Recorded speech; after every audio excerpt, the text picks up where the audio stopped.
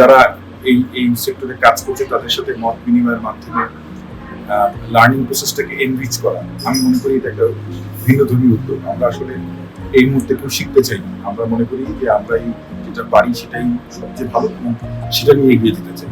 কিন্তু আমি মনে করি যে এই এক্সপিরিয়েন্স শেয়ারিং সেশনটা সত্যিকারভাবেই লাল সবুজ একটি ভালো অবস্থানে নিয়ে যেতে পারবে, কারণ প্রত্যেকেই বিভিন্ন ছোট ছোট আকারে, আমি যেমন অল্প সময় ধরে কাজ করছি, প্রায় 26 বছর ধরে কাজ করছি এই এনজিও সেক্টরে, ইউথদেরকে নিয়ে কাজ করেছি, আদিবাসীদের বিভিন্ন মার্জিনালাইজড কমিউনিটি নিয়ে কাজ করেছি।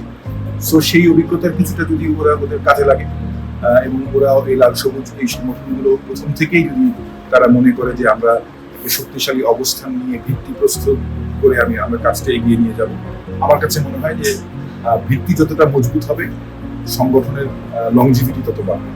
সো লাল সবুজ সোসাইটিকে অভিনন্দন এবং শুভেচ্ছা আগামী দিনের সফলতার জন্য।